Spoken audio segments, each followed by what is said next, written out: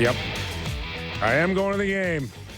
Welcome into the Real Kyper and Bourne Show. Nick Kypreos, Justin Bourne, Sammy McKee, Derek Brandeo, Jake the Snake Schultz. Kicking it off right this week. We're going straight to a guest, not just any guest. No. Hall of Famer, Leaf great, former teammate of mine, stood up at my wedding. How nice was that? Is that right? That's incredible. Welcome to the show. Welcome in, Leaf legend, Mats Sundin. Hey. Nice. Not just any Mats Sundin, author Mats Sundin. Here it is. Ready? October 22nd is the official sale. Tomorrow it kicks off. It'll be officially on sale for you. Home and Away by Mats Sundin with Amy Stewart. Mats, welcome to the show, man. How are you? Very good. This coffee is too hot. I try Too to hot drink and it. not good. Sorry about that. Well, listen, it's not as hot as you are right now because you are very much in demand, my friend.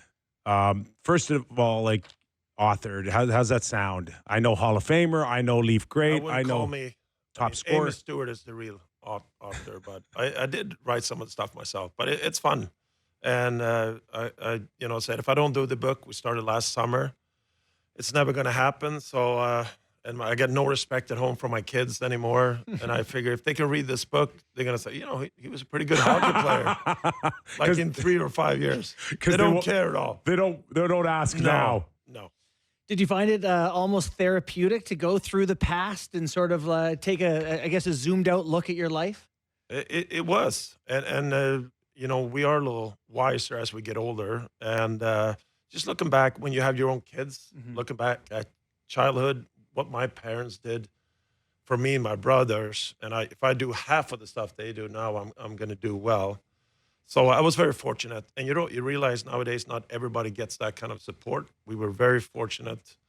We talk about that in the upbringing. One of the most common questions I get is, people think there's a secret sauce to, being a hockey player or have a career that I had. And it's not really. So we try to reflect on that. And then also, obviously, my 13 years with the Leafs, being the captain for 11 years, there's a lot of stuff with coaches and things you go through that I think that, fans of the Toronto Maple Leafs and people that care about the team will find interesting. So we decided to do it. We know you're on a tight schedule here, and we only have you for a few minutes. So let's just talk a little bit about, some key points in the book. And one of them is around the captaincy of being a Toronto Maple Leaf and what it means, not only for you, but the history of it. It came to light once again this summer when they made the change from John Tavares to Austin Matthews. But, I did find it fascinating reading your story about, how Börje Salming, great Leaf, Swedish leader for all of us in that generation, really influenced you the most with your decision. Now, I knew of Börje growing up as one of my heroes as well, but I always thought, Mats, when Börje turned down the captaincy, it was because he wasn't in a position to really lead off the ice. I knew Börje liked to have a good time, and maybe that held him back a little bit. Yeah. But it didn't, because in your book I learned that he ultimately didn't take it because he never saw himself as a captain based on the fact that he wasn't from here. Yeah. Yeah. And you're right. And he was the first guy I called when the Leafs asked me, "Do you want to, we want you to be the captain for the Toronto Maple Leafs." I immediately called Börje, and he said right away, "Well, you have to accept it."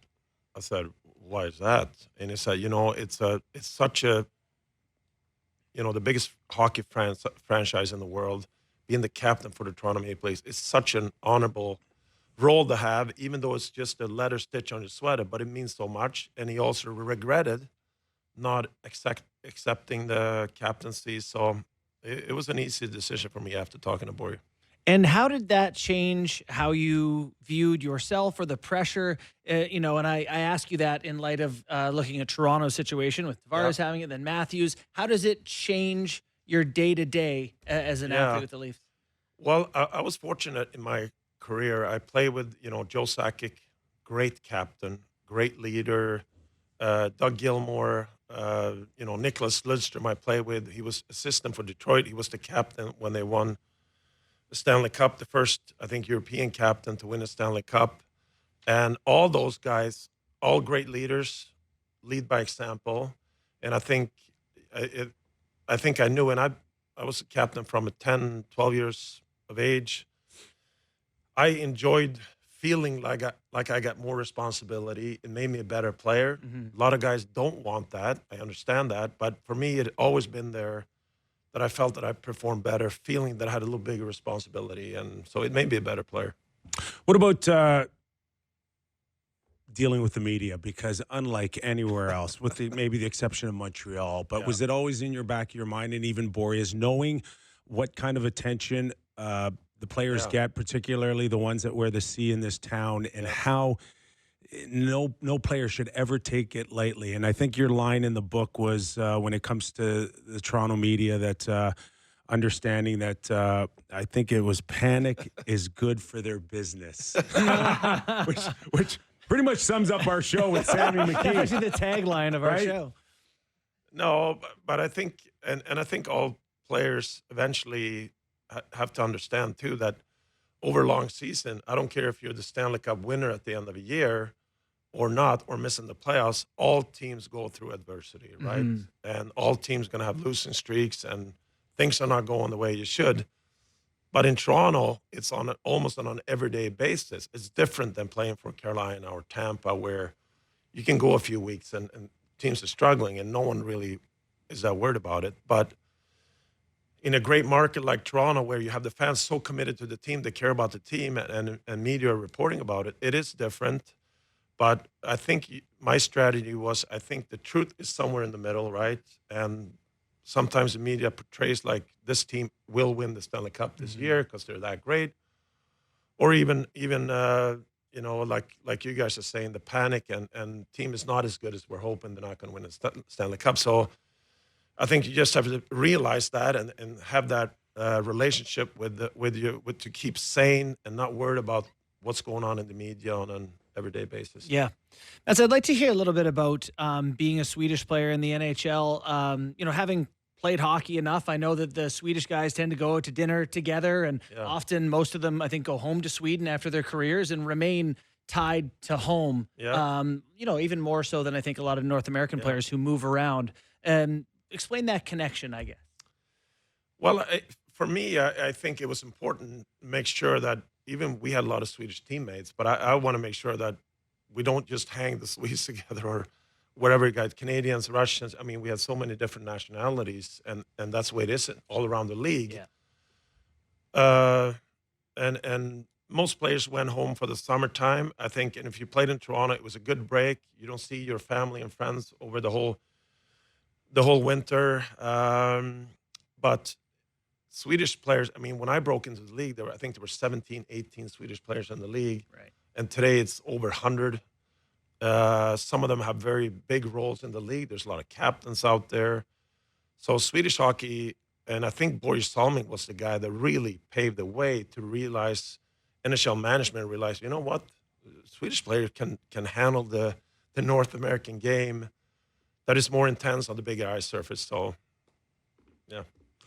We are joined by Mats Sundin, Hockey Hall of Famer, Leaf great, in studio. And the book is called Home and Away with Amy Stewart, officially on sale tomorrow. So grab your copy. Christmas is coming. It's a great read. Again, enjoyed a lot of parts of it, including the time that Ty tried to bluff his way onto your line. and Pat Quinn called you over and said, so I hear you want Ty on your line. I said, no. Oh. What happened there? Ty telling the coach? Pat shook his head there, and all right, let's start practice. Just before the practice starting, we're skating around the rink, and Matt, can I talk to you? I said, sure. I said, you want to play with Ty? I said, no. I didn't think so, but it was in my office. Yeah, he's going to kill me now when I see him there. Oh, yeah, for sure. But it's in the book. Me too. So, yeah. Me too. Just in terms of that whole relationship, even with Pat Quinn, right, as a captain, and now we're seeing Craig Berube, and maybe some similarities between Berube and Pat, where they're not long-winded answers, but they're short and to the point. Just in terms of now Austin, have you talked to Austin about captaincy at all? Has he come to you for advice? What would you say to him? Because there is a fine line, Mats, where you don't want to change too much, but you have to change enough so you show that it was worthy of the decision. Is that fair to say? Yeah. You know, I would say Pat Burns and Pat Quinn were both, you know, they had the presence in the room, right? They came in, they didn't have to say anything. I think Craig Berube has the same thing. And I agree with you that the relationship between the captain and the coach is good. The coach wants to get a feel for what's going on in the group and what things do we have to change and what things are doing well. And to me, I haven't talked to Austin about the captaincy, but I watch him, and he's you know, as good as a person off the ice as he is on the ice. You know, he's one of the best players in the league, and he is a leader, and the guys in the room is going to follow him. And for him, just keep playing the way you have. And you look at all the great leaders, you know, names Joe Sakic, the Gilmores, Nicholas Lidstrom, Steve Eisenman, Scott Niedermayer, all lead by example. Hardworking guys. They do what they're supposed to do on the ice, and the rest of the group's going to follow them. So he's going to do great. And I do remember that for sure, that your number one responsibility as a captain is to go out there and lead by example. Yep. But, you know, looking back at your career, was there times maybe in certain areas that you thought maybe, man, if I can go back and do it all over again, I would have said this or done that, or been more involved, less involved? I got criticized, and, you know, in your prime, obviously you sign long-term deals, you're in your prime, and the team wants to extend your contracts and all that. So, and maybe it's something Swedish, but obviously you also, and I got reminded of that, like you have power right now to actually say, I think we need these things, assets, to be able to contend for a Stanley Cup. Mm-hmm. I wasn't very vocal, but I also always thought that my job as a captain is to be as good as I can be myself, try to get this team to be as good as we can be on the ice. And, you know, the chain of command is, you know, president down to the general managers and coaches and all that. So I didn't get involved a lot with that. And I reflect on it. I wonder if it would have changed anything in a big way. So there's different ideas about that. So, like, you know, you're talking about maybe influencing things beyond your actual job, but you recognize that you had a voice to have some say in those areas. Do you feel now, like, is there more you would want to do in the league in retirement? I know that's a roundabout way of getting to it, but yeah, we'll see. I mean, we'll see eventually in the future. I mean, we live in Sweden right now, and I have family and kids. It was very nice to get invited by Brad Treliving to training camp this year, 3 weeks back, to be a little closer to the group and the guys. So we'll see what happens in the future. And just overall, from what you've watched so far, you do get a different feel for this club in the last 12 months? Yeah, it was really nice to be close to the guys during training camp, and I'm very impressed with everything with the Toronto Maple Leafs. I think they've made some great additions on defense. I think their goaltending looks great. Forwards, we know they're elite in the league. So I'm very excited. I think the Toronto Maple Leaf fans should be very excited for this season. I have great expectations for this team. Mats, I know we have to let you go in a minute or two, but just want to ask you about being Kyper's teammates. You guys ever fight in practice or anything? I have a memory from Nick Kypreos. Oh, boy. My first year, actually, and he played for Hartford Whalers, and I skated by the bench. And he said something. I can't even say it here on the show, actually. He gave me one of the first, and I was 19 years old, and I still remember it. Wow. But that was he struggled so with bad. acne a little bit. Exactly. He gave just me a struggled. compliment, and he remembers all did at himself. that age. He remembers himself. Yeah. And then you ended up teammates and made it work. That's I thought great. this guy, this 19-year-old's going to embarrass me, so I better get into his kitchen real quick Get in here. a shot early. That's the way it goes sometimes. All right, well, listen, Mats, we know you're off running a few more appearances. Sure, we'll see you at the game tonight, but best of luck with home and away, and thanks for coming in, pal. Yeah, thanks for your time. having me, guys. Appreciate it. All right, Very we're nice. going to take a quick break. When we come back, We'll talk Rangers and the Leafs Saturday night as we go into tonight's contest against Tampa Bay. You are watching and listening to Real Kyper and Bourne. Back after these words. All right. I think the hamster fell off the wheel upstairs. There's a lot more intro lead in than I'm used to. Our thanks to Leaf great Mats Sundin in studio. If you're just joining us now, give us a download and catch the first 15, 18 minutes of our show with Mats Sundin. Terrific. And I'm sorry, Sammy, because, through my world-renowned research to get ready for the show, I had forgotten that, you're gaga over Mats Sundin. Yeah. But you got your picture with him, right? We took the picture together, which is great. Okay. And I'm really happy you forgot that because I know you well, and He'd have made a deal of it. You would have embarrassed me for sure. Like a mom or a dad being you like, would've "Is that the girl you like?" You definitely would have embarrassed me. So I'm happy that. Listen, I I came feel in like here, I've lost a moment. You did miss one. Yeah. I did. but listen when he came here, I shook his hand. I said, "Hey, Matt, it's nice to meet you." I made him laugh a little bit, and then we're good to go. Yeah. That's all that matters. You tickle him? No, I just I made a line about it being like a deposition in here, and he smiled and laughed. I'm like, well, All right. I'm good. So there we go, Costanza, boys. time to leave the room. There we go. All right, here we go. Crash course on Saturday night. Once again, welcome to the Real Kyper and Bourne Show. Justin Bourne, Sammy McKee, Kypreos, Leaf Edition hour. Saturday night, Leafs drop a 4-1 loss to the Rangers. Didn't feel like a 4-1 loss, No. right? With a minute and 20 to go, a shot away from tying the game. Yep. Leafs fall a little bit short here, but still some good vibes, I think, going into another signature game against Tampa Bay tonight. Yeah. The one takeaway I have from 5 games, you guys used to do 5-game blocks, did you not, when you were a player, Kip? That's right. Yeah. You feel really good about the team after 5 games. Like they lose that one. It's a close game against a good team. But if Willie shoots a couple in, he had tons of chances. It might be a different outcome. In all, I didn't think they got outplayed. Pretty good hockey game. Didn't really change my view of the team much, except this is a team that can hang with pretty much anyone. Yeah, I love that game on Saturday. Like, it just, I think there's things that we can nitpick here, and we will. But generally, I think that's an awesome hockey game between two of the sort of, you talk about the Elite Premier League, the Elite League. Those are two of the teams that are going to matter, right? They're going to be teams that are, quote unquote, I use this word very lightly, contenders. Oh. And the Leafs could, that could be one of them if the things broke right. And it just looked like that to me. They're two really good teams.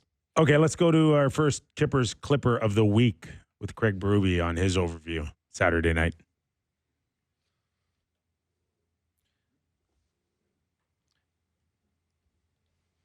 Clip one? Clip Couldn't one? find the back of the net. We had opportunities. Maybe not. I think we can do a better job of taking his eyes away a little bit more. But we had a lot of looks, just we didn't go in, and then we got to execute better in the third period in the power play in the 6-on-5. Sorry, boys. My headphone wasn't corrected. I thought Derek was really letting us down. Silence there. Sorry to everybody. That was my fault. It's funny when a guy, it can sound like being simple or something, but it's a pretty simple evaluation, right? Like, they didn't go in. Next time you get in his eyes a little bit more and hope it does. It's funny, I'm not a goaltending expert by any stretch of the imagination. People would call me the opposite, actually. I just blame them for everything. But I think Anthony Stolarz has had a wonderful start to the season. Yeah. Like, he's been excellent, and he's been one of the best goalies in the league statistically. Could not ask for anything more. But you watch Shesterkin, and you're like, okay, that's the McDavid of goalies. That's like the level up of like, that is what the best goalie in the league looks like. And I thought he did look like that. Like, I thought he was unbelievable. He kept them in the game. Yeah. Like Nylander has a shot in the third period where usually guys rip it high glove and he went low glove, and like Shesterkin can drop it and get a piece so it goes out his other side. And it's like, he's a good goalie. But yeah, Stolarz, to your point, statistically, one of the best in the league by actual goals to expected goals, like taking goals away from the opposition. He's been awesome. No brainer then. Goes right back at it against Tampa Bay. Is that too much for you? No, I think it's the right decision because this is a game this is a division game. Mm-hmm. You need your best goalie, and he is today their best goalie by a country mile. Mm-hmm. And then, worry about Columbus. Yeah. After tonight. Yeah. So curious to see if we get the Hildebeest or if Joe Wool is ready to go by then. Berube alluded to it today that it's a possibility for tomorrow. For Wool. For Wool. But it was a possibility he was going to start I'd game one of the season. probably go to Hildeby Yeah. tomorrow night. I think You know, that- And just give him more time. Just give him more reps. Give him more of a feel here. but then you go to Hildeby on Tuesday, and then Stolarz is ready for Thursday by then. It's like, I kind of like this. I kind of want to see him keep going, right? He's been awesome. Yeah. I'd give him a break. Stolarz by Thursday. Yeah. Okay. I would. Yeah. Right? There's no reason to start making him feel like, hey, you could get 50 or 60 today. Mm-hmm. But like you've got this depth. You've got to lean towards it. Yeah. So that's the way I would play it out. Now, as much as we feel like that was a game that on a couple of bounces for Willie or Austin that the Leafs could have come out on top, there is a sense there's a trend going on right now, much like we've seen in the playoffs where it just may be good enough, but you don't get a key moment on a power play. Mm-hmm. And yeah, they managed 2 against a very ugly Los Angeles Kings hockey club, but in one where they needed one Saturday night, they once again didn't get it. So they have had trouble scoring against the elite teams. Obviously, it's a running theme in playoffs for a while, and part of that is power play. We have Berube to talk about it. Why don't we play clip 2 and go from there? Well, they're going to be disappointed because, we didn't score. Now, there was some good looks in the power play tonight, but the one in the third period, we didn't execute very well in that one, our entries, and we turned it over a couple of times. And just, when the game's on the line right there, you have an opportunity to tie it up. We got to have more urgency. Best power play chance was the one to Tavares in the slot. He got off a pretty good rip that Shesterkin caught. Waist high though. Yeah, not all the way up. You're either bar down or along the ice, but Shesterkin kind of sold it a bit. Bernie Perron Gave did it a the little old bit. Patrick Waugh windmill. Yes, a little windmill there, but he shot it. He shot it in his glove. Can I ask you about the power play and what he said there and what he's been saying from the start of training camp into the first 5 games of the season is urgency. Mm-hmm. He keeps saying, we got to move quicker. We got to move quicker. We got to move quicker. And it just, I don't think, has it looked any quicker? No. Then when is the message on this going to get through? Because he just keeps saying it every post game, every pregame, every time he talks about the power play is urgency. Yeah. And there's never any urgency. I would like to see someone one touch a pass to someone else. Like it feels like everyone catches the puck, has a look. The other glaring thing right now, through 5 games, Marner has 0 power play shots. Power play Listen, shots? Really? 0. Did you watch him Saturday? He's doing figure 8s in a bumper position where he hardly touches the puck. He is your number 1 facilitator out there. He is. Get him out of the bumper. I'm sorry, but he's lost there. Yeah, it's not the right spot for him. Not even close. It's actually the worst spot for him. Worst. I'd rather see him in front of the net than in the box. So maybe that has something to do with it. Yeah, it's not helping, but How are you going to shoot the puck if you don't get it? even when he gets it on the flank, he skates it down low and looking for something, and I just would like to see a little bit more. Well, when Babcock, How about the Rangers goal against the Leafs? Yes. 6 on 5. When Tick, tick, tick, tick. yeah, when Babcock was the coach of the Leafs, he always had Marner on the left flank shooting it into the slot, like for the high tip. Yeah, where it was like Bozak or Kadri. Yeah, they- JVR was at net front. they never do that kind of thing anymore. Yeah. Like it's always Yeah. perimeter But it's based. just like I watch it and you see world-class talent out there that they don't have world-class chemistry. Mhm. They don't work well together on the power play. They don't. There's a lack of chemistry It's crazy, on right? the power play. Because they've had statistically good seasons on the power play, and I'm not arguing with you. I'm just saying they have the raw talent that they can score enough goals when they have more people on the ice than But the it other doesn't. team. It's not working well together. You look at the way Tampa Bay, Hedman's got the perfect handedness, and Kucherov, and he fakes it in to Point, who's perfect in the bumper, or even the Oilers, who I know are crap this year on the power play so far, but have been historically great. There isn't that. I can't tell you this thing they do that's dangerous. They just, it's almost like the Penguins last year when it's like, how can you have so many good players look so neutered? Like Kucherov knows what he's going to do with the puck before he even gets it. he makes the right decision. Either it's a shot, a pass, or a fake shot. But it's and quick. pass. Whatever it is quick. Kip. It's he quick. never catches it and thinks And about they it. open up seams, and they just their timing's impeccable on when they want to put it through the seam. Mm-hmm. And the Leafs just don't have that look or that feel. Would you like to guess who's 1 point behind the Toronto Maple Leafs on the power play this year? The Tampa Bay Lightning. Yeah. They're 28th in the league. Is that They're really? 27th. Yeah. That's So they're up to shocking. And the Oilers must be like Yeah. 29th. Yeah, the Oilers are 30th. Yeah. Dallas Stars Yeah. 29th. It's early here. Shocking Yeah. numbers. well, we're just historically speaking. Right. Yeah. We have lots of stuff to get to. Any more in the power play? Well, would switching up, Okay.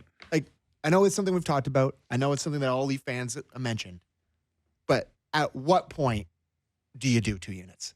Like, how much more? Like, is it you're just going to work yourself out to where it's going to be a top 10 power play and they get hot and we're just going to stick with it? That's just what it's going to be? Is that the answer to my question here? Or will they ever try something different? With the exception of Tavares, That's what I'm getting at here. I'm not even counting him in this conversation. Between Willie, Marner, and Matthews, who doesn't start on the first power play? I mean, you can pick them, Kip. Why can't you just say it's Willie? It's a minute. It's not a minute, though. It's No, it's not. like last night they needed a goal. They're not coming off after 50 seconds so Nick Robertson can No, come but on in the that ice. situation, you would be different, right? Like they'd load it up. But that's what you're dealing with a desperate power play when you need a goal. I don't disagree. I don't like the idea of 1-on-1 for me either. Just get the best guys out there. Well- I do think that Matthew Nyes is going to Yes. make a compelling case for himself before long to be involved, and not because I don't think Tavares is the dude around the net. He's still the dude around the net. But Matthew Nyes will get you pucks at least. Go get the puck, win us rebounds, get it in the forecheck so we don't get stopped up at the blue. He's just another element that That's so much one and done with the Leafs power so play. much one and done. Where they never And not win even a enough But pucks to the net. if you don't have John Tavares out for a unit, either the first or Well, the definitely second, the one, well, then where's his value now?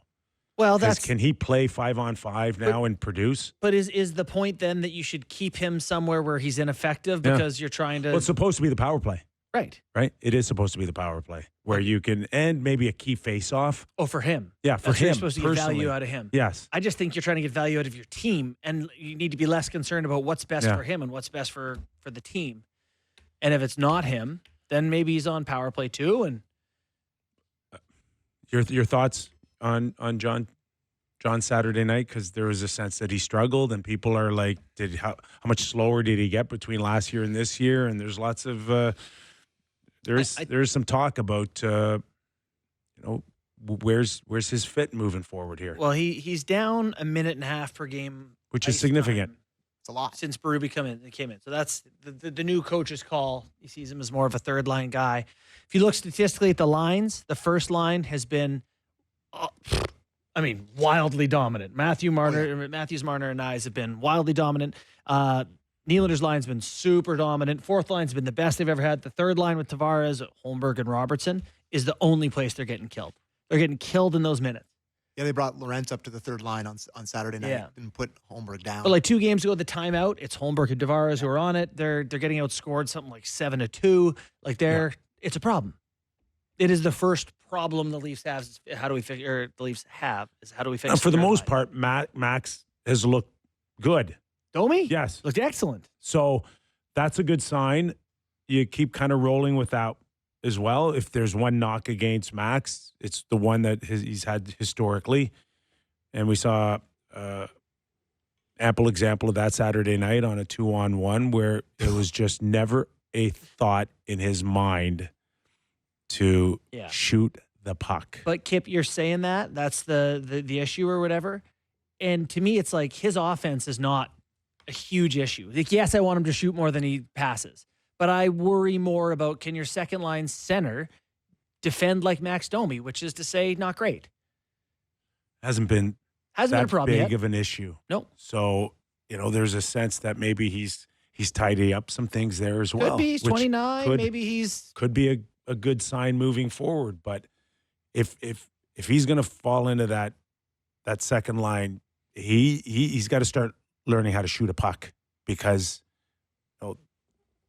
there's an argument to say that that's a selfish play on his part to try to pass it back. You gotta shoot the puck. You're hurting the ball team club. trying to be fancy, are. looking for the perfect play. You know what? I'm not even lying. The thought I had in my mind watching that 2-on-1 was like, I really hope Willie shoots here because Max is going to try to pass it back. Like, I had that thought in my mind. It's like, just shoot it, Willie. Like, he's going to pass it back to you anyway. Just fire the thing. And he does. And it's infuriating. What's crazy is like, well, these guys on the Leafs shoot too much. It's Nylander, Tavares, Matthews. And these guys, Domi and Marner, they pass too much. Yeah. And it's like, it's equally bad. Let's do both of the things. So true. Make the best play, not the one you prefer to do. Yeah, it's so true. It is. We have something on Willie's game. What did you think Saturday night on old 88? I think it was a typical Willie game. Very typical. So he's a game breaker. He's got that skill. He had Broke 2 sticks out of frustration. He had his selective, blow the zone early, which he's got the credit card to do. He's the best cheater in the league. So I'll tell you what I didn't like when the third empty netter, or the third goal. When he snapped his stick on the... No. The pass into the middle to Tavares? No, he went back to retrieve a puck behind the net, and he went in with one hand. Just no sense of urgency. He lost a battle, and then they scored the empty net goal. It was Chris Kreider's goal. I mean, that's the part where, if you can kind of clean up those little moments when you think no one's watching, and you can go in there with one hand and try to poke check a puck, and it's like just make sure that, you eliminate, or it's a 50-50, but just don't allow a Ranger to pass it back and then put it in an empty net, because you're still in the hockey game at 2-1 with a minute to go. Yeah.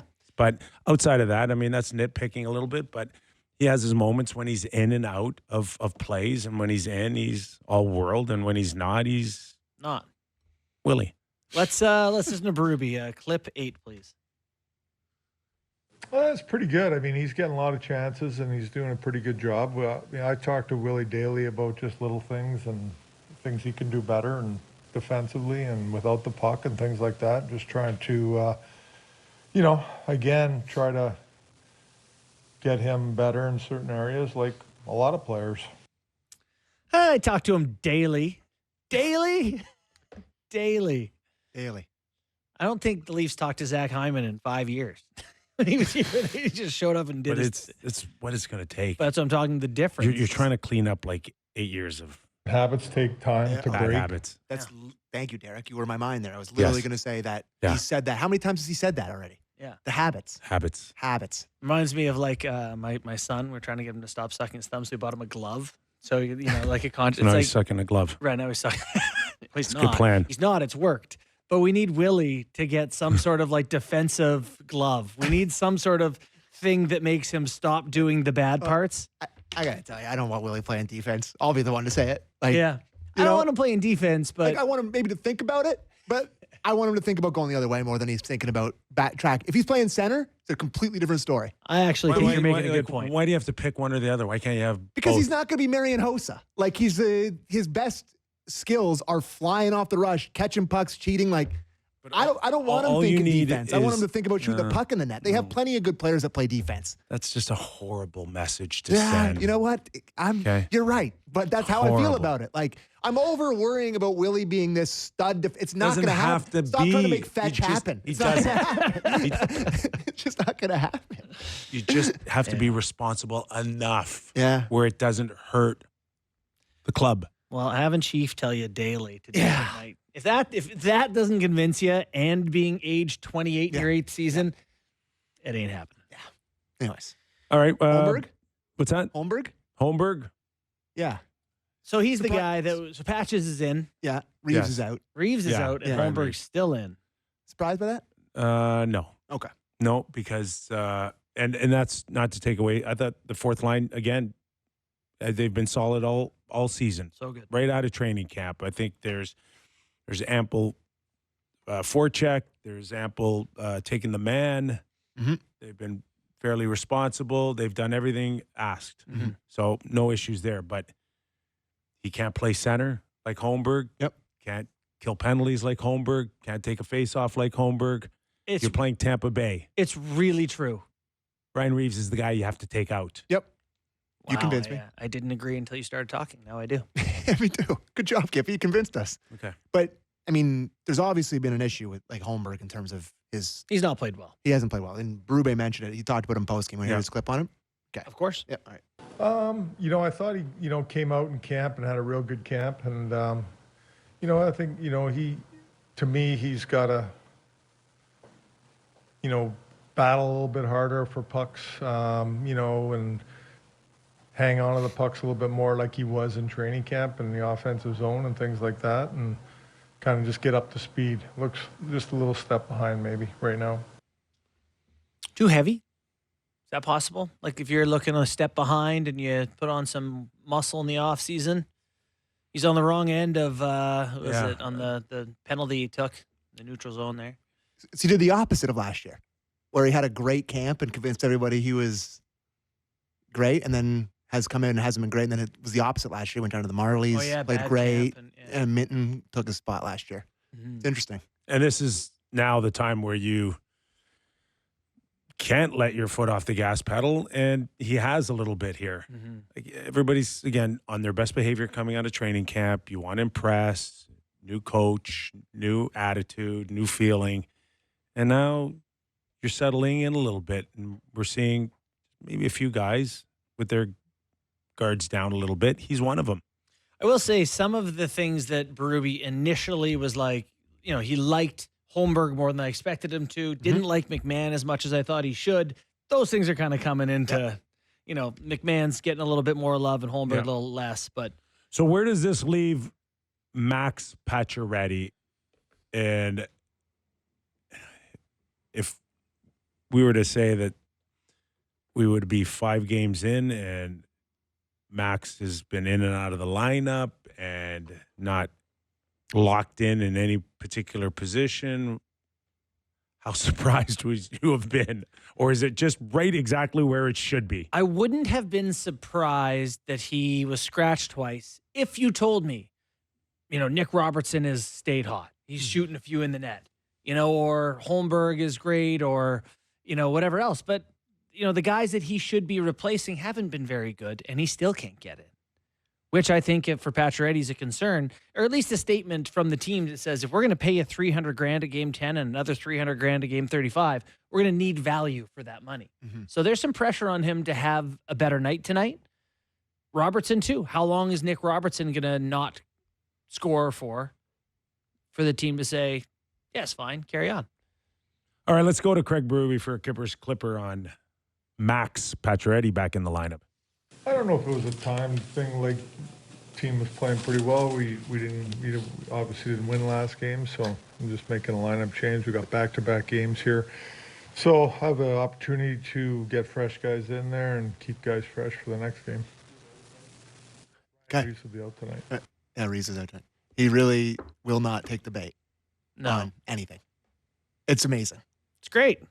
Like it's a clear message, I think probably from upper management to him to be like, just don't say too much. Like, okay, if he was to take a truth pill, then what do you think what are you expecting him to say? Because truth pill? I hear him now, and all I hear is, I don't know how this story is going to turn out. Let's just wait and see. You don't even hear coach speak. You hear a guy telling you the truth. Yeah. I don't know. I don't know. I mean, We'll see. take him in, take him out. We got a lot of games. We got a lot of, But he's got to have a feeling, right? But he'll never share that feeling with us. I'll never tell. Okay, so maybe what I'm getting So at what do here- you- Wait, here's like What would you As like? He's going to keep his what mouth would you shut. think that you could hear that you're not hearing? as you know, it is a very controlled message that comes out of the Toronto Maple Leafs on a lot of different stuff. Where, you see the 24th, the original Amazon one, where they're really interested in narratives and all this different stuff. And I will Dubas- say, Dubas and Keefe were very interested in that. I don't know No, if this. but that's like, this is a new regime where it's like a new relationship where you're like reading into everything. You're like, what does he mean by that? What does she mean by that? It's like, Maybe nothing. Here's an Like idea. maybe he's just like, you know Nothing. what? We lost the game, so I'm going to try a different guy. Yeah. That's it. And I have to get used to that. Yes. So maybe I'm reading too much into what he's saying, or I'm trying to like decipher, because it felt like whenever Keefe talked, we could read between the lines on 4 different things that he said, and maybe that's not the case. Anyways, that's what I'm getting. I do believe he has an opinion on where he thinks this is all going to play out, but he's the last guy that will ever hit a microphone and think that he's teaching you something or he's the smartest in the room. Like, you're not getting that from Craig Berube. I believe that he's got stronger opinions for sure on how this thing could look or play out, but he's way too savvy to tip his hand where Sheldon could talk himself into saying something. Correct. Do you think that it's pretty rare, I think, for management to say, play this guy or don't play this guy if the coach really feels differently? Do you think this is a case where management is saying, let's at least give these other guys a chance first because we have to pay this guy if he plays a bunch. So let's just test all these guys a bit more and we'll kind of make some decisions up and save that decision. They don't want to pay him $6.6 million if he's not helping. So do you think they're telling him, hey? I don't think they are, because it's a brand new relationship and you don't want to go to the new coach and tell him what to do? Totally. Yeah, I agree with that. Do I believe that Sheldon got told every once in a while? So-and-so's in? Yeah. Yeah. Yes. Like Jed Alexander. Who? Jed Alexander, remember the Goalie? emergency goalie they put in? The last Vaguely. Like very vaguely. And I remember Keefe talking after being like, that wasn't mine. Like, I didn't do that. There's something to be said too for like Nick Robertson, whatever you built up for him, you don't necessarily want to lose for a number of reasons. Number one is I think it would be devastating to his confidence to be a healthy scratch tonight. Number two, you could be working on something that could be bigger than just Nick for a 4th round pick. So what's the message now? Do you know something? What do you got? Give us the Can we goods. discuss? What are they working on? Listen, they've got to manage money here. So I heard some again, things. young Krok is coming back. Young Truk. It's coming back. So you gotta fit some money in. Yeah. So Do you there's think gotta about be some Tavares give. when you talk about money in these conversations? Listen, he's at $11 million. You're locked in. There's not much there. And I think if there was going to be if you're going to make a move on trying to find a different way to change the look, you would have done it by now. So but I do think that that's a dilemma, right? It's not today because Max is holding his own, a dilly of a pickle. but it's a dilly of a pickle with John long term for this season. Everybody's like, well, the year will, his deal's done after the end of this year and you don't have to worry about it. And that's $11 million. It's like, okay, but like, did they get out of the first round this year? Did they not? And what happened? Did Brendan Shanahan keep his job? Did he not? Right? It's like there's a lot of what ifs well beyond. Yeah, you can keep his him through the year and it contract goes being expired. wrong and you go, well, now it's gone, but you also wasted a year because you lost in game 7 by a goal again. And it's sorry. Good Lord. Sorry to So- bring up that vibe. Oh my God. no. And again, can you protect John a little bit in the next little while if he To continues protect to? your $11 million. Yeah, you do. I got news for you. Yeah. You do. Uh, Does it mean moving off to the wing? Does it mean nights off? Does it that mean would be an idea. like, hey, John, God, it's that would be bad though. maybe a few nights off, and then in February you send him to Florida for a week, and just tell him, get ready for the playoffs. Maybe they could Luckily, I wear this magical amulet. maybe they could send him My God. to Robida Island with his $11 million and then bring him back for the playoffs. They have that Buy the $11 million to spend. Maybe his legs will start hurting. Ooh. Is this the fake injury here? His back is barking. He's been carrying too many amulets around his October neck. 21st was the first time we Listen, theorized about the fake injury. It is. It's a Every distinct, other team does It's it. a distinct possibility that there could be some wear and tear on him. He needs to get hurt in mid-February to late February hurt, by the way. I don't want him physically hurt. Like, He needs to get hurt. quote in quotes, hurt. Yeah. So at the deadline, they can use the money. Listen, you got him to give up the C. Doctor said I need a backiotomy. He might need a backiotomy. Okay. Yeah, All right. Clippers. We're off. But anyways, but you mentioning Robertson playing and trying to keep him playing because of potential, like, he's Sam Mitchell right now, 5 games. Zero. He's got zeros across the board after what he did in the preseason. Zero. And, like, Listen, is he working? Sure, did but you see how big the Rangers are? oh my God, he's on the blue line? and he is Will Cooley noticeably. is- He can't. Amazing. It's hard for him to get to the net, guys. You know, and Okay? I hate to he say hasn't this, grown 1 inch. but he might be better for them not in these big games against Tampa and the Rangers. It may be the nights where they've been losing to Columbus and Chicago that he gets you the 2 you need to win some regular season games. I don't know. Okay. They've been losing those games last year. I don't ever see a coach and general manager saying, Let's keep him for "Let's keep against him the bad around teams. for like stinky teams." Yeah, Matthews can't score against Columbus, so we Yeah. got to keep Robertson around to do Okay, that. we are running out of time, and I want to talk about Tampa Bay, Toronto tonight. Ooh. Wouldn't be the show without a Cooper's. No, so let's have John Clipper. Cooper tell us. Yes, on the Leafs clip 2, John Cooper. It's the same cast of characters, in my opinion. They have a really good team. They're north of 100 points every single year. I know Sheldon. I know Berube, like great guys. Probably 2 little different styles, but they both win. And what I noticed in a team, you look at the box score against the Rangers the other night, and it says 4-1, but clearly it was not a 4-1 game. And they got a hell of a team. And he's, you can tell he's, how do I say, like they've got some pushback in their game, and it's I would expect nothing less from his coach teams. Can we get that same cast of characters drop, please, Derek? We're going to It's- need that for future reference. It's also go ahead. I was just going to say, there's a man that thought about the possibility of coaching in Toronto this summer. Why is that?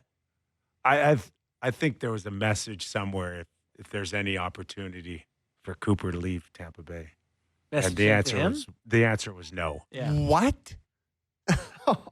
That is such a thing for you to mention at 4:52. Well, he's just a guy that I think he's a top guy. Let's not kid ourselves. The top. And I'm guy. not saying that. I'm Think not he's the best saying coach in the that. league? I'm not saying Berube was second here. I'm just saying that Brad Treliving left no stone unturned.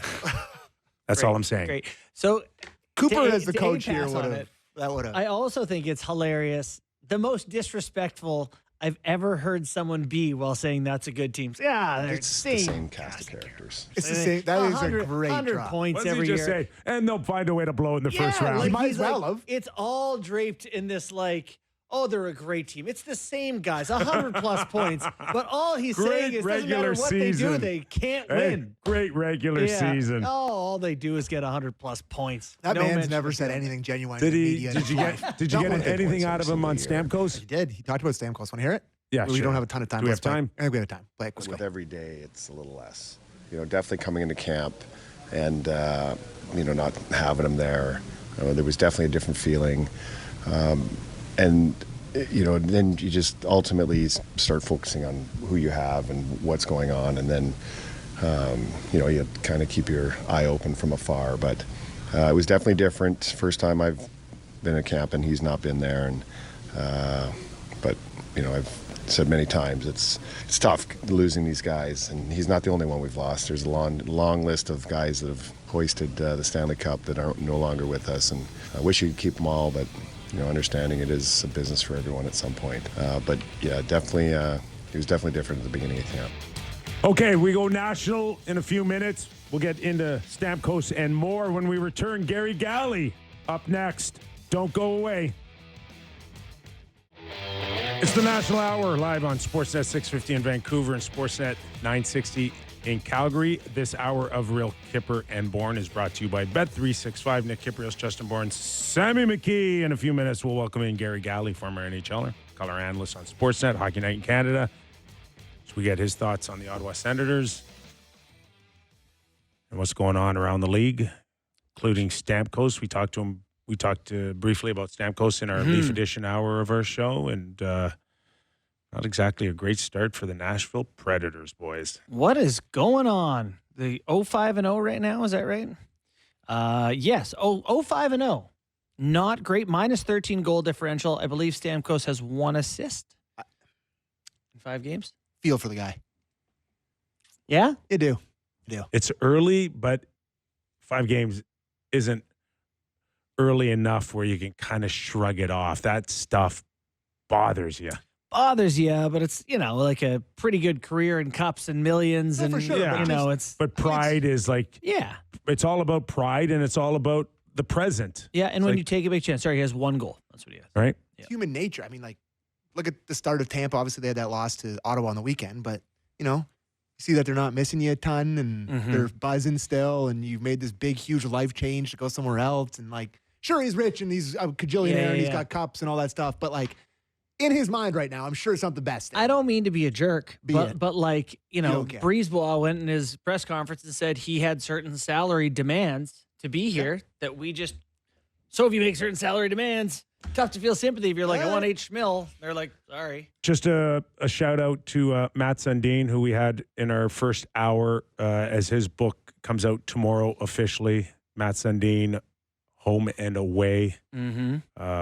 A lot of it talks about captaincy in the National Hockey League, and want to get Garry Galley's thoughts on the evolution of the captain from our era basically to where it is today.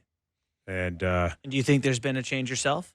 I think there has, but not enough where it doesn't change the impact of off and on the ice. So it has in many ways. What kind of leader was Mats? You were in the room. I thought he was a very good leader.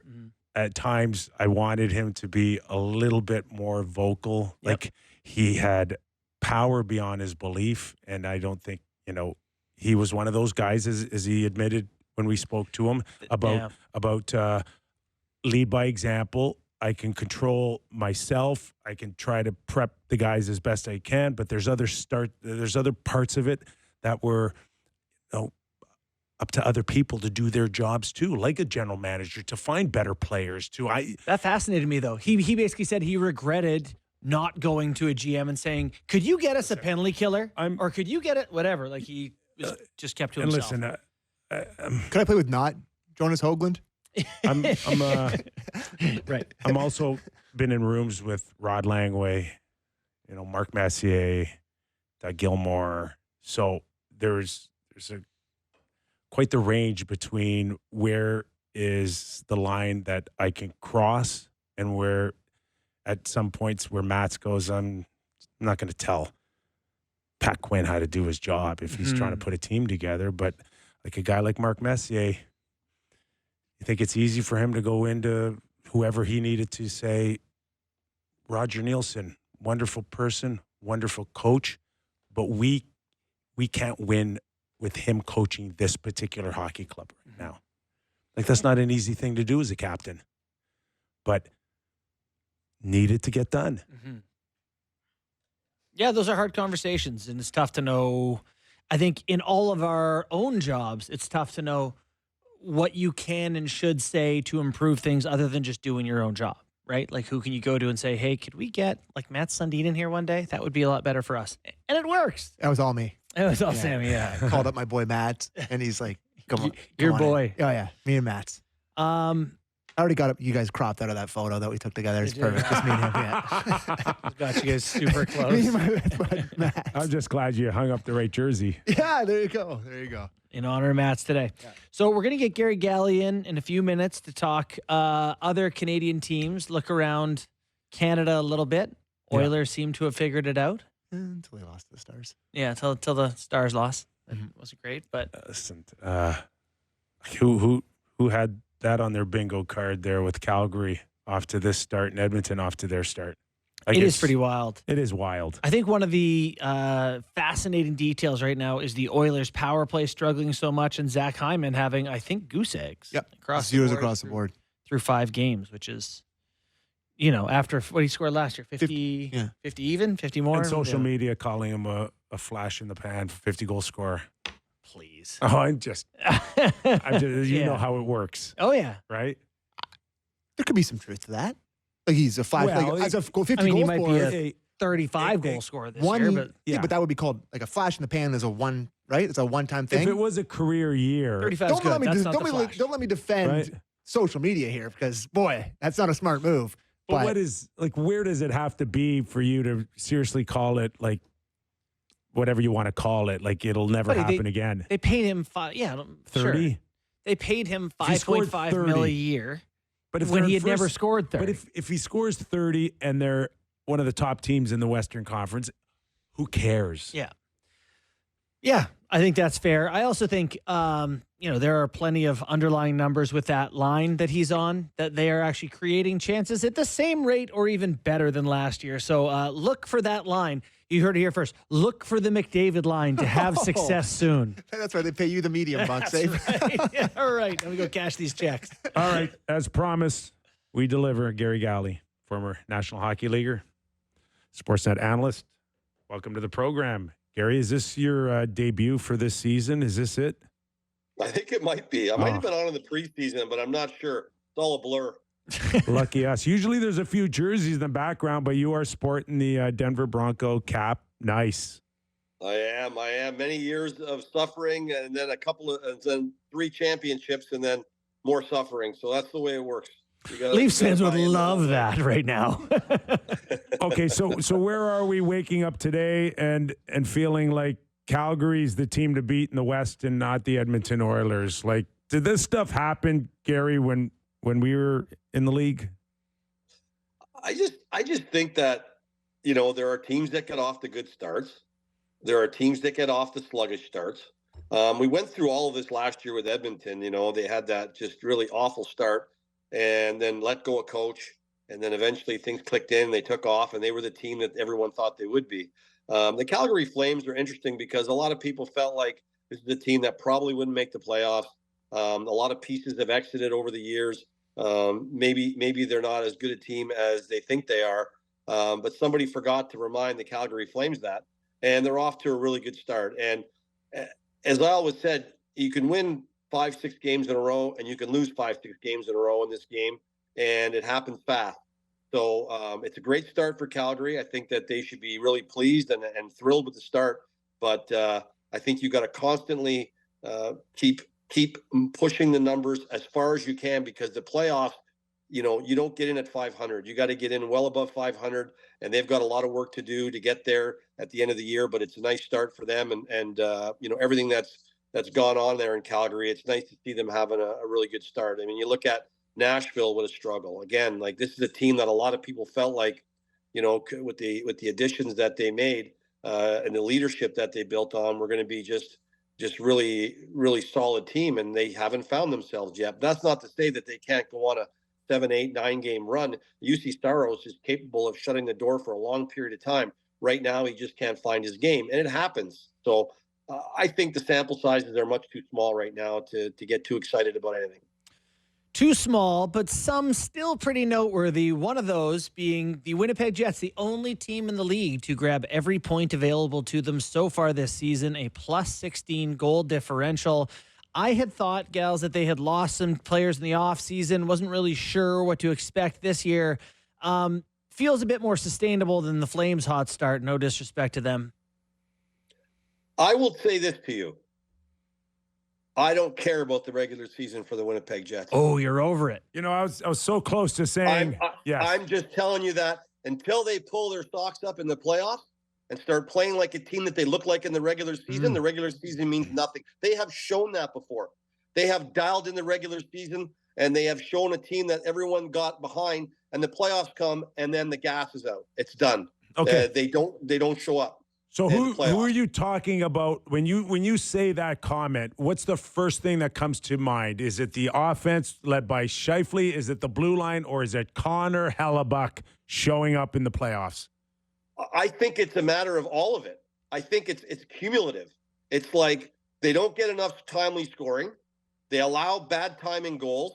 They don't seem to have the defense core the 6 guys coming over, like not just 2 or 3, but the solid 6 playing all good at the same time. It's like it's just they show, like last year I bought into it all. I really thought that they were going to be a really tough out in the playoffs, and they were an easy out. They were an easy out. I did them the last 2 years. They were easy outs, and I'm not saying that this isn't a team that can't be very good in the playoffs, but they haven't shown it yet. So should they make the playoffs this year? Absolutely. They're a good enough team to make the playoffs. The start is fantastic. That's great. And they will make the playoffs. They're a good team, but this team has to ante in come playoff time, and they haven't done that. So, yes, you got to play the regular season to get to the playoffs. You got to build on that. They got a new coach, someone who's been around, so they know him really well. They've got similar pieces. They've added a few pieces. They look like a team that's going to definitely make the playoffs. But, again, when they get there, what really comes out at the end of the day is does Connor Hellebuck play like a Vezina Trophy winner? Does the defense core, can they stay healthy enough through the playoffs? That's the other thing too. They get banged up really quickly in the playoffs, and can the forwards on this team show up on a nightly basis, not just every other game, or have a good start? And like a few years ago, Dubois is the best player on the ice in the first game. I mean, absolutely the best player on the ice, and then disappeared for the rest of the series, and they get eliminated. Like, they need more guys to play consistently through the playoff rounds. But then again, we're not there. We're not even close there yet. But everyone gets excited about Winnipeg. And I'm just thinking, like, yeah, I expect Winnipeg to be good. Will they make the playoffs? We'll have to wait and see. Yeah. Pretty polarizing early results for most Canadian teams. Obviously, I'll take you to the Oilers next. They're a curiosity at the very least. That's an understatement maybe for the way they've started the year, the last 2 seasons. What are your thoughts on their 2-4 start? Are you as surprised as the rest of us? The way you lose in the playoffs in 7 games for the Cup, it is heart-wrenching. It stays with you. I lost in the finals, but not in 7 games, and it was a tough restart the next year. The games don't seem so important. There's not a lot of emotional charge to them. You've got to create your emotion, and you got to get it going quickly. They're having trouble doing that. They're saying the right things. They understand what they have to do, but what you're saying and how you're reacting in your body is getting ready for these games are 2 different things. You're coming from games that are at the utmost importance, and you're chasing a dream, and you're so close to it, and then you lose it. And I just think it takes a bit of time to get back from that. I think there are some teams that have handled it better than they are right now, but I do believe they will eventually get their feet on steady ground. They're too good a team to not, and they'll get things going. I think right now they're just having a bit of post-playoff blues, and as much as they're trying hard, it's hard to generate emotion and energy when you don't feel it. And that's something they're going to have to get used to, because they're going to have to create it somehow. We're talking to Garry Galley, color analyst with Sportsnet Hockey Night in Canada. Just to stay on the Oilers a bit longer here, Garry, where are you in terms of the actual lineup? Better, worse, the same? They lost 2 pieces that you don't usually see when it comes to offer sheets. Where was that on the psyche of this hockey club? Yeah, I mean, those are big losses. I mean, I think there are guys that got their feet wet in the playoffs, and I think there were guys that you kind of felt like when you were watching the playoffs go along that these guys could be a piece of the Oilers. And then all of a sudden, that was it. It was over. I think when you have a team and a salary cap and the guys that commend the salaries that some of those guys have, the bottom pieces, sometimes you can't keep the bottom pieces. And those are the pieces that are integral in winning. Sidney Crosby took $8.7 million instead of $10 or $11 million that he could have easily, or 11 or more that he could have easily asked for, because he understands that if he takes all that, they'll never be able to surround him with good enough players to win. And then it makes the job even harder. So yeah, I mean, for the Edmonton Oilers, they will be forever trying to find those missing pieces, and they'll be losing pieces yearly because they can't afford to pay them. But yet they need them, but they can't afford to pay them because the cap, they're too hard up against the cap. So they're going to lose players like this. And it's frustrating for the fans because you see these guys and you look like they're going to be really good pieces, and they just don't hold. So they got to bring in new guys. Those guys have to gel. They have to find chemistry, and they're probably more than capable of taking on the role that's going to be asked of them. But it takes time to gel as a team, and that's part of it too. The chemistry and all that stuff has to get back in place, and then they'll hopefully find their way. But yeah, it's like you win a Stanley Cup and you lose 6 or 7 good pieces off it because you can't pay everybody. For the Edmonton Oilers, when you have some heavy hitters like they have that command the salaries that they have, the bottom 6 and the bottom 2D and the backup goalie and players like that, they're not going to be of the same as some other teams that are a little stronger. So they have to find a way to bridge the gap there. And players those players on the bottom 6 and the bottom 2 or 3 defensemen, they got to play above their pay grade. They got to play above it to give the support to the team that they need to go the distance like they're hoping to go. So we talked a little bit about some of the hot teams, some of the cold teams. There's a few Canadian teams in the middle. That would be Toronto. There's Ottawa. There's probably another one, Vancouver. But I want to ask you about the Sens, because the Sens are the team this year that is supposed to take a step. They're the ones that are trying to get into contention in the Atlantic, working their way up. They look pretty decent this year, but they've had some weird games. That one against the Kings was just a bizarre hockey game. What are your early impressions on how legitimate this Senators team looks in terms of playoffs? Well, I think if Travis Green was being honest, I think he would say that he's looking for more consistency from his team. And I mean that in saying from night to night when they play, do they look the same? Or are they constantly, morphing into a different type of team every night? The game one, the very first game of the season, to me, reminded me a lot of who the Senators are. And if it wasn't for the goaltending, it probably they might not have won that game against Florida. I think, they came out of the gate humming, scored a couple of goals, looked like world beaters, and then second period fell asleep. Third period, Florida outplayed them heavily. And if it wasn't for Allmark, they would have probably tied the game, maybe won it. So, but Ottawa, because of the goaltender and the addition of Allmark, a guy who is a Vezina Trophy caliber, he was able to shut the door in the third period when things got shaky and turnovers started happening, and the Sens started to rear their ugly head at how they play in games where they should win and get points that they seem to give up. So that was a bit concerning. And then obviously Allmark getting injured and not being healthy. A lot of goals are going in. You see a lot of the same things. So for Green, he has to want to get this team to understand they have to play a more consistent game on a nightly basis. There can't be large gaps between how they're supposed to play and how they're playing nightly. So they have to figure out a way to be more consistent as a team. They're a very talented team, and they're a team that wants to be good. There's no doubt about that. And I think the owner and the management team has gone out and done a real nice job of bringing in some veteran pieces like Perron and Cousins, guys that have won Stanley Cups, guys that know how to dig in the trenches, that are going to give Giroux a little help and maybe give Giroux a little more voice. You've got a young captain there still who's finding his way through it, being a leader of a team that is trying to get into the playoffs. I think the Senators hopefully will be there at the end of the day, battling in March and April in important games. But they have to start playing a more consistent brand of hockey. I know through the course of 82 games, you're going to have ups and downs. There's no doubt about it. You're going to have stinkers. You're going to have games where you just were playing out of your mind good.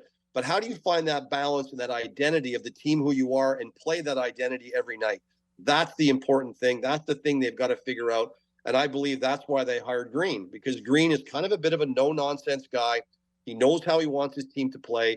He's going to hold the players accountable. It doesn't matter who you are. And I think that's a good thing. It's a matter of the Senator players starting to understand that the way they wanted to do it isn't working. And the way they have been doing it was not working. So if you want to get to the dance and you want to have a chance at it, you have to come to the conclusion that your way isn't working. You have to find the way that is working, which is being better defensively, not taking some of the risks, not making critical errors. Those are all key facets of turning it around. And Allmark's just a part of it. Allmark can play great. And, I played in Buffalo with Dominic Hasek, when we were a young team in Buffalo. Man, he hid a lot of imperfections. And when a goalie hides imperfections, players don't lose their confidence. They keep their confidence because they just keep moving along, and coaches don't get as upset because you win the game instead of losing the game.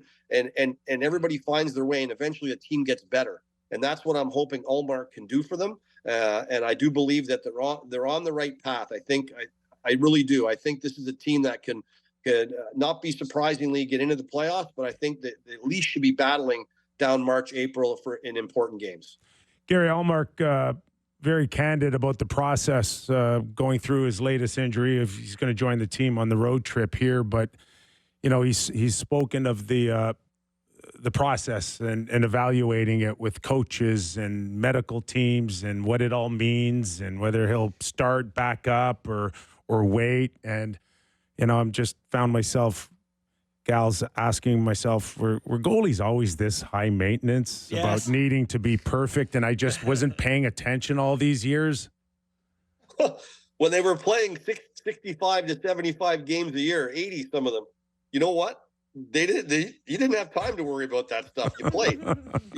Now they're playing 50, 55, and it's just like, I mean, I don't know why I think this. Like, hey, listen, injuries are injuries. No one has the right to question anyone's injury.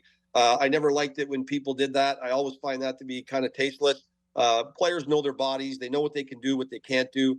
But it would seem to me that I think not just Ottawa, but I think a lot of teams in the league are a little gun shy when it comes to pushing a player through an injury. They just don't want to do it. And, it's not the day like, when, Harry Sundin walked back in the plane and you hadn't played in a couple of games and he how you feeling? I said, you're playing tomorrow. Those days are gone. You have to be a little more sympathetic. You have to be a little more, careful in bringing a player back in if they're not ready. And I find the players today, a lot of times, it's not that they're not physically ready. I think sometimes they're not mentally ready. They don't feel like they can do the things they can do. So, I think we talk about it too much. The bottom line is, when I'm ready to play, I'll play. When I feel like I'm ready to play, I'll play. And that's all I can tell you. Right now, I'm doing my best to get back in the lineup. I want to play. So as soon as I can get back in the lineup, I will. And that's the only answer that you can really give anybody. All the other stuff is just top dressing. It really doesn't mean a heck of a lot. When Ullmark's ready to play and he feels 100%, he will get in the net and he will play. And, that's going to have to be enough because that's all you got.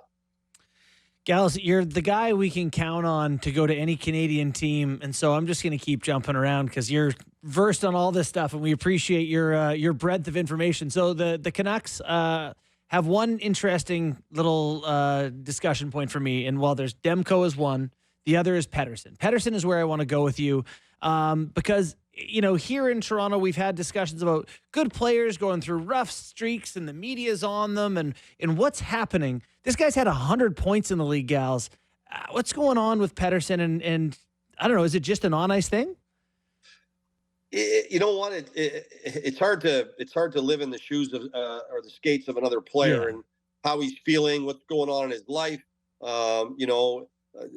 There's so many things that can factor into when a player is not playing up to his capabilities or doesn't seem to be playing up to his capabilities.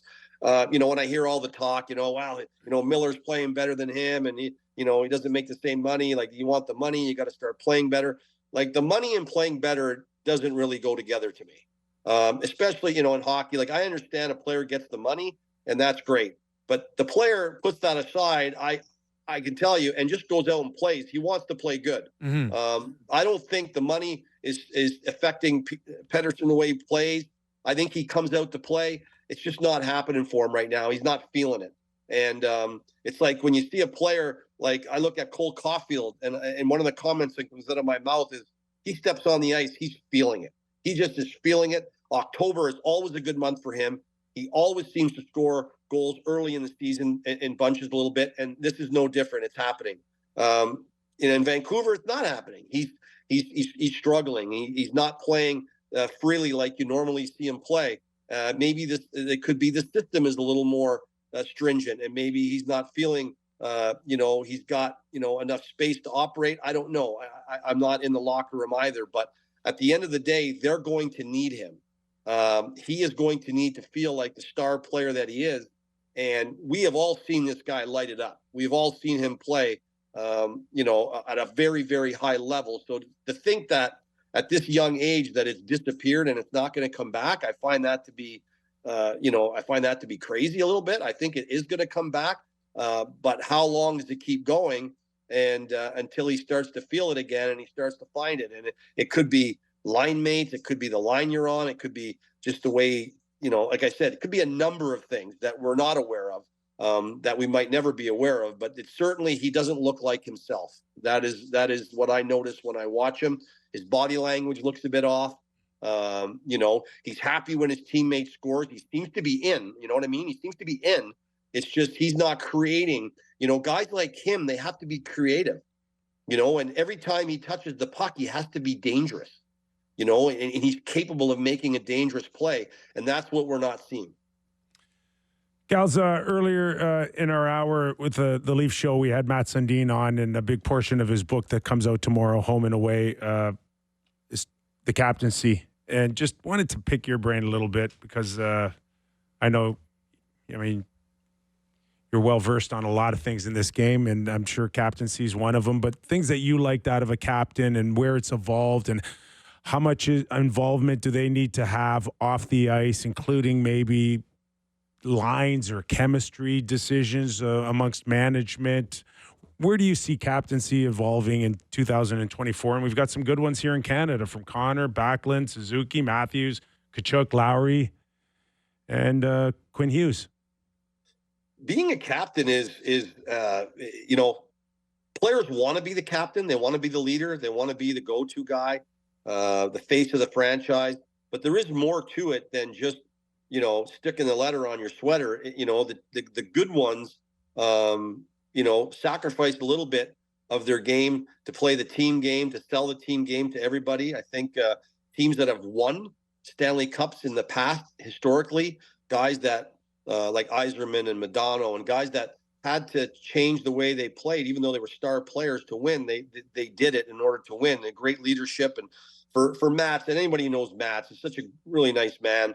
I had a chance to get to know him because Dave Ellett was a very good friend of mine. I went to school with Dave. And so in my visits to Toronto and having a chance to meet those guys there, he was one of the guys, real nice guy, always seemed to lead his team, even on the nights they weren't even playing when they were, I seemed to be a guy that always helping his teammates out, whatever they might need in the city, whenever guys come into town. But also you are the go-between between the players and the coaching staff. And possibly even the players and the upper management. You're the go-between. You're the bridge between them that, when there's stuff that goes on between the management and your captain that the players are never privy to. The captain is involved in these conversations, and maybe the leadership crew is, but he has to hold these conversations and move forward and work with a team, even though he may know more information or have more information than that the players don't have. And that's just the way of being a leader on a team. A coach will come to a captain and say, hey, what's going on? What's going on with this? And is the room, is this, why isn't this person, whatever. And, the captain has to be that guy that's straddling the line of having the confidence of his teammates, but also having the confidence of the upper management and stuff. So, I remember in Buffalo, when Patty got injured, he was gone for quite a long period of time. And I was kind of the acting captain there. And I found the year extremely, at the end of the season, I was exhausted. And there was a lot going on there with John Muckler and Ted Nolan at the time as well, which kind of added to a whole bunch of things. But when you're the captain, like I said, when a player is struggling, you're trying to help that guy get his game back. And you're also trying to keep your game up at its high level. Like for Nick Suzuki the other night to come out and say, this was an immature game for our hockey club. We have to be better than this. This is not okay. Now, he sticks himself out there and puts himself out on a plank where he's got to he's that game against the Islanders, he's got to be ready to go. And he's telling his teammates it's not good enough.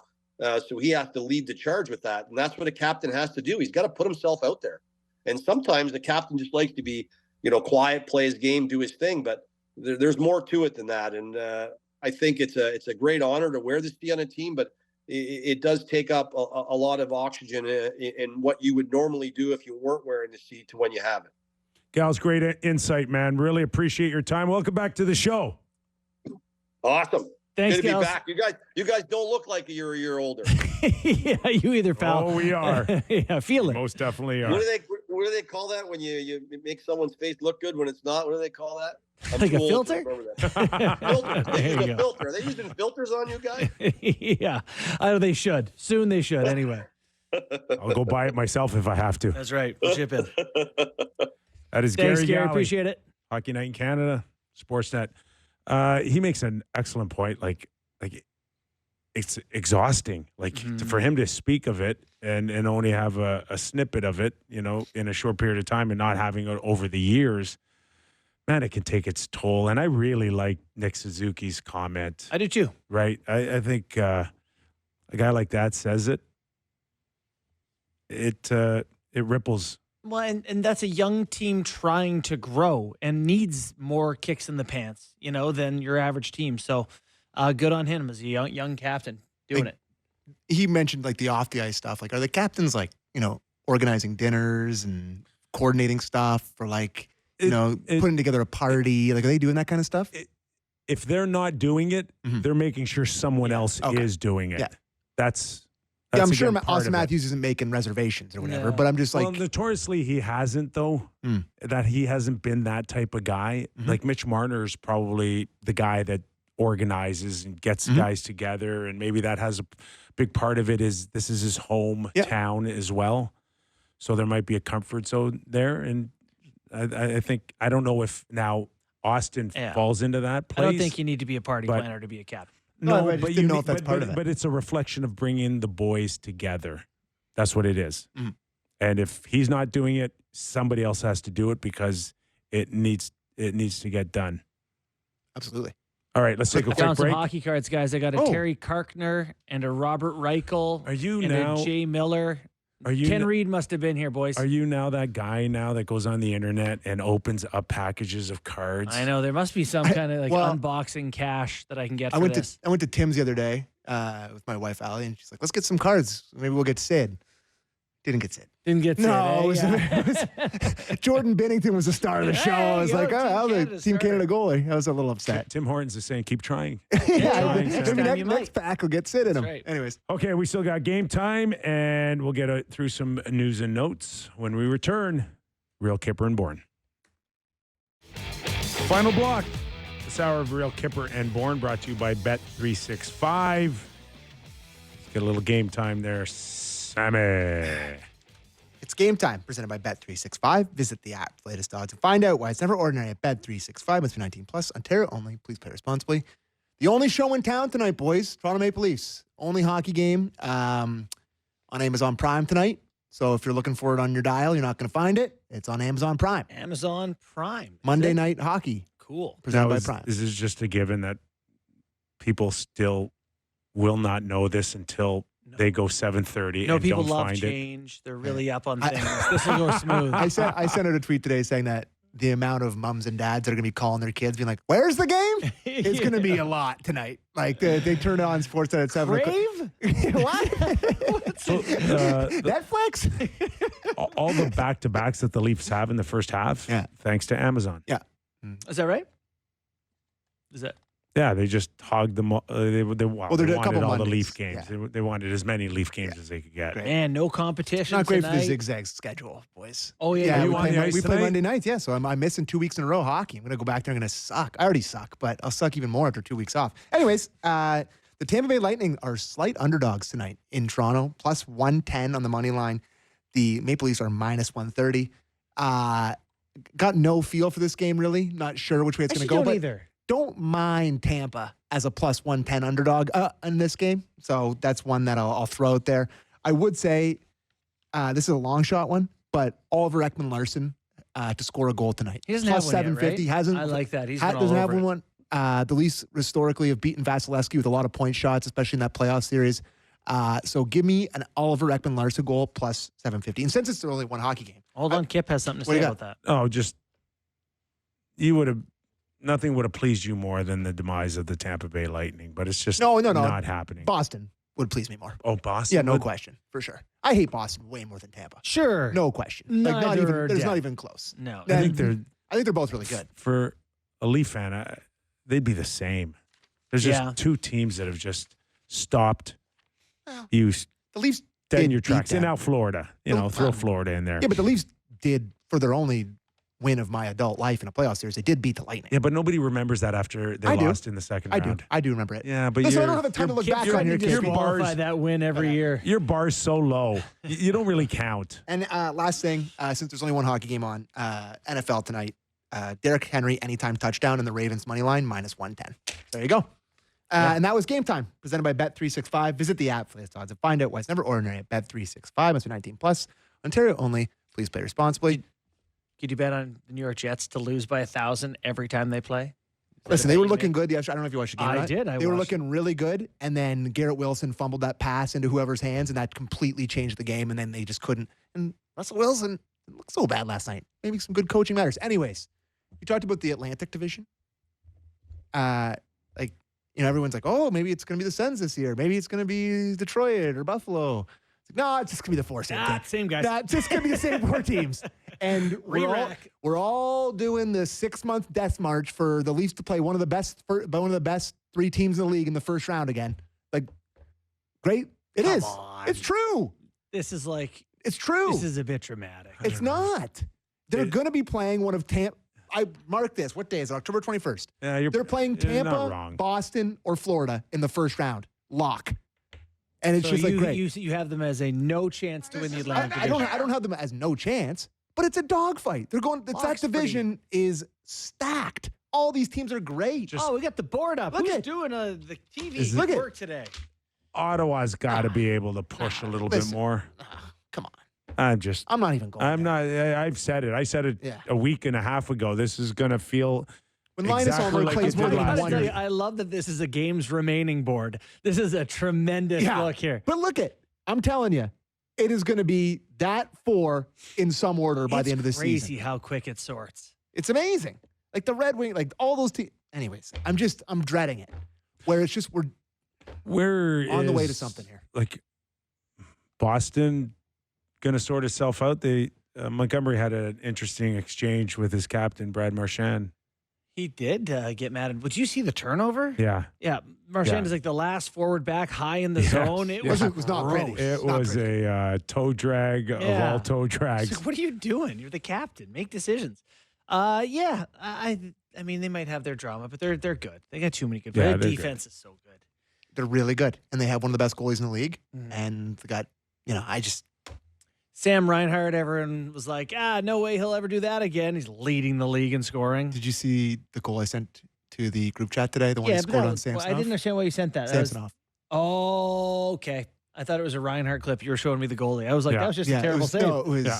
Samsonov. Interesting angle. Interesting. Interesting. It was on the ice. Yes. On the ice wrister from the half Yes. boards below the net, Yes. basically. Anyways. So, You don't miss him, is what you're saying. no, I don't. Speaking of All goalies, Linus Ullmark going to play a game here soon? Yeah. Well, so you were saying something in the first hour, or was it with Gals, about how talking about the journey and talking about coming back. What did I miss? Did he do some interview or he was? No. I'm just saying Something that about he cows. gave an in-depth analysis of how the decision will come on whether he starts, he backs up, or he rests. Okay. And it will include a team of doctors and Too many cooks, you're coaches Mm. and scientists, Yeah. and maybe get NASA We're involved, going to get you know, Trudeau to weigh in. and maybe and then come to the decision and whether he's going to play or not. Okay. God. How about the rest of the team? Do you like the Are rest? you getting what I'm? I am getting it, Good win for them against Tampa. yeah. Tampa, had been undefeated. Yeah. Ottawa gets a 5-4 win. Listen, they can score.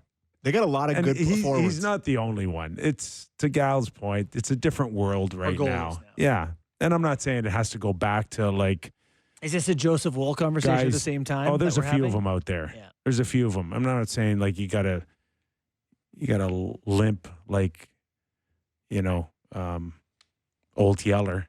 Is that a movie? Or Lassie? Book. With Old on Yeller. one leg. Old Yeller. You don't have I to- don't want to spoil the ending. It's not great.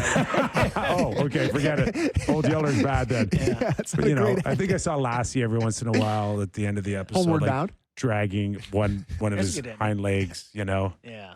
And I'm not saying that goalies have to do that to prove that they can't play, but Right. I know. Gotcha. Let's go around the league a little bit. There's a few I got you. There's a few things that I'd like to highlight. You have Ross Colton's rise here mentioned for Colorado. They finally get a win. Colton playing, he scored in 4 straight games. He's playing on the top line now for Colorado.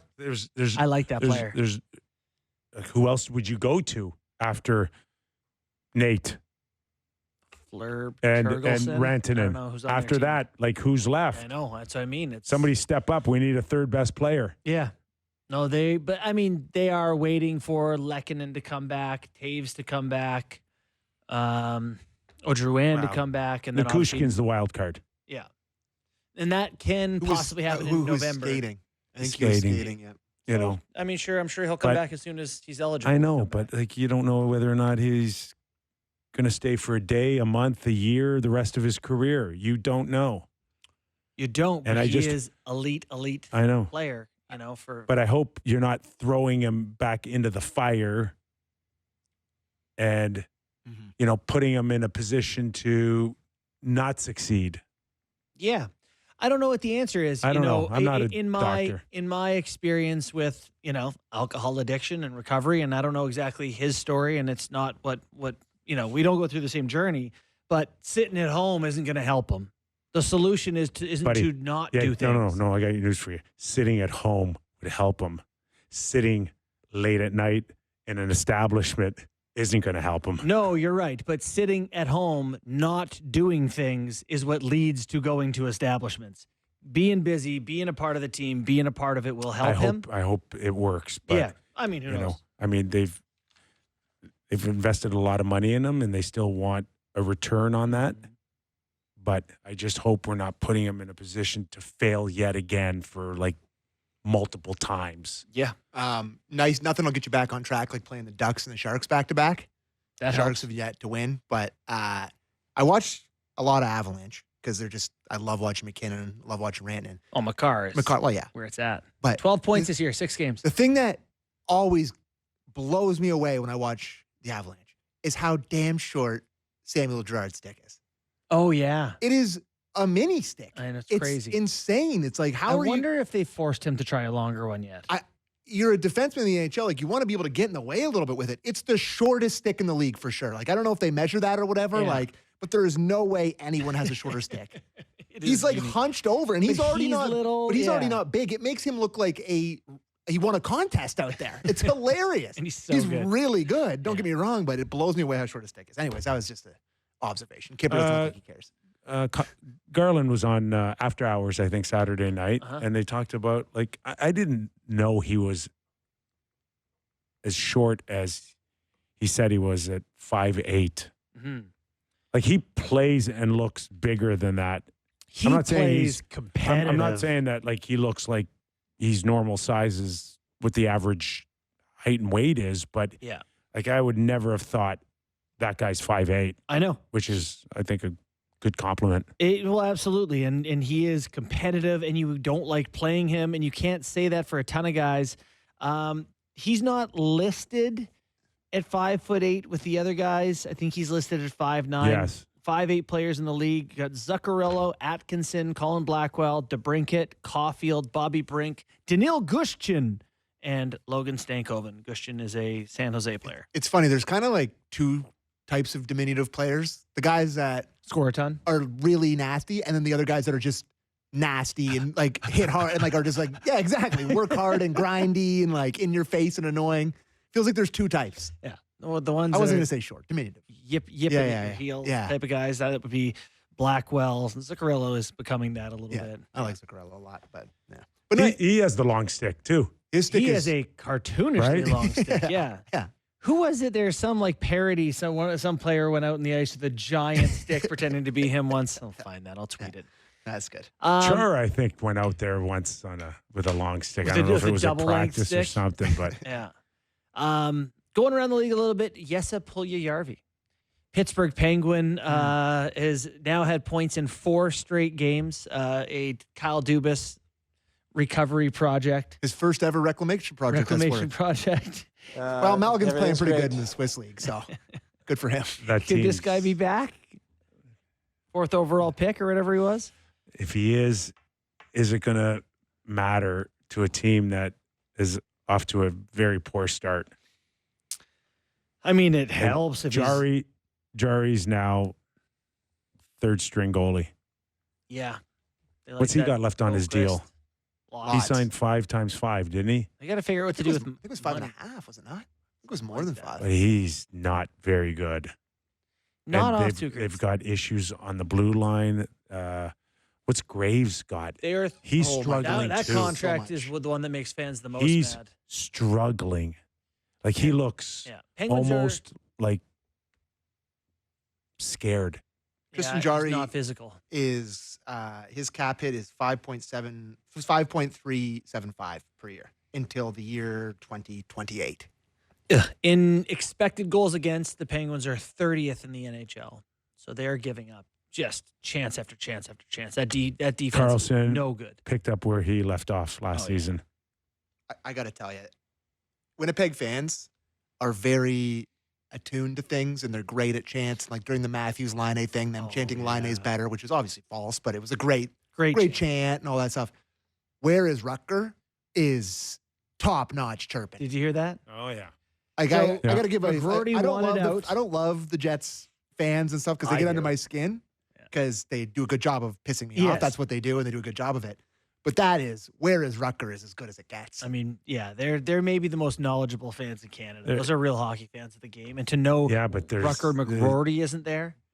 I think they were like 1,500 short of a sellout. That was a Sunday afternoon. Were they?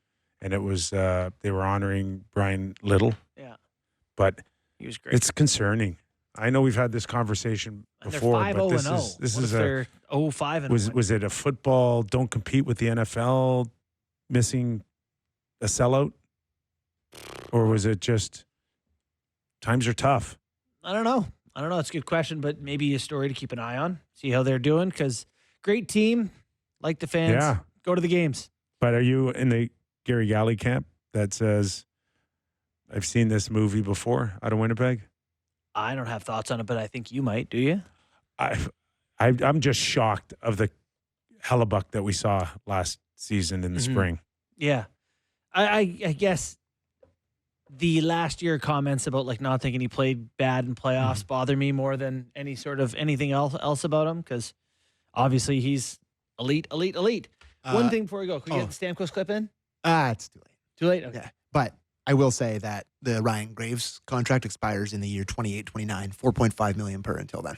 And like I think he had 1 year, he's tall, where he's the plus minus leader in the league, and then Pittsburgh Dubas signed him there, and he's just not physically involved. They kept. What's Sid have? A goal and 4 assists, 5 assists? Is he at a point a game? But he's not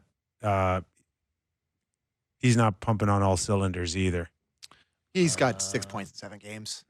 -4 to start the Malkin's got 9 or 10 points. He's got 11 points. But I think he's -4 or 5, boys. Yeah.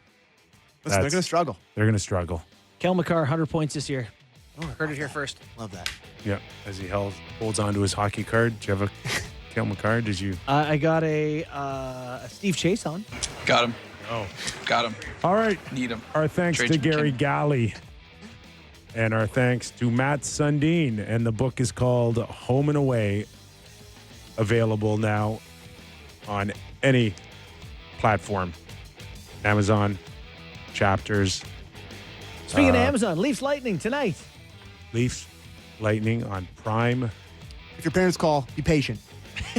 Yes. Return the patience they showed you when you were young. Enjoy your one game tonight, and we're back tomorrow. If you get a chance, didn't catch us live, download us and give us a rating and review when you get a chance. Have a great night.